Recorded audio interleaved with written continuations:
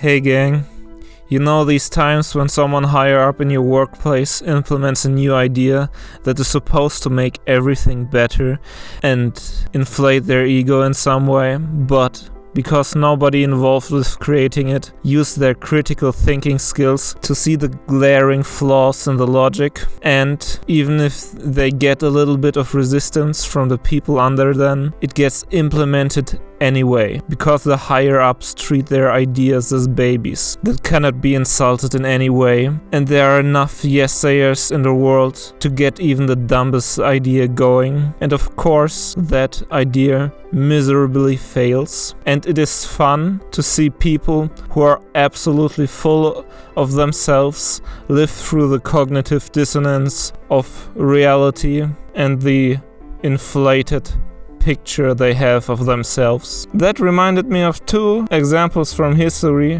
where something like that has happened. Back when the British were governing India, they wanted to get rid of cobras and offered a payment or bounty for every dead cobra people could bring to them. Bring me something and you will get cash for it. So a simple incentive to get the work done. But while the goal of the British was to reduce the cobra population, the goal of the Indian people was to make money. They did that by breeding as many cobras as they could, killing and selling them to the British. The British soon noticed that what was going on, so they stopped the program and the breeders released the cobras into the wild, and thus increasing the cobra population tremendously, thus leading to the exact opposite of the intended result. The same thing happened to the French in Hanoi, but with rats instead of cobras.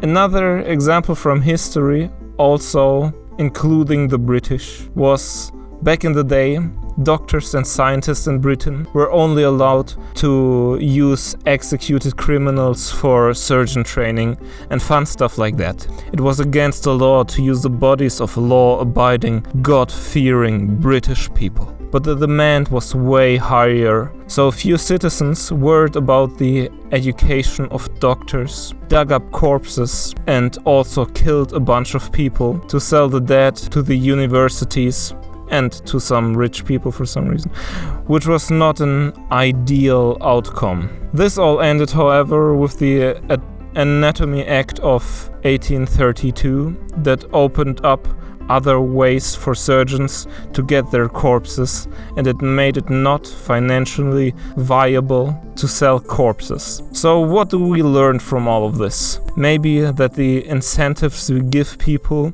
to do our bidding should be in line with the intended result, like me asking for you to share this video so that others think you are smart and cool for watching videos like that, and in turn increasing my video numbers. So share and subscribe.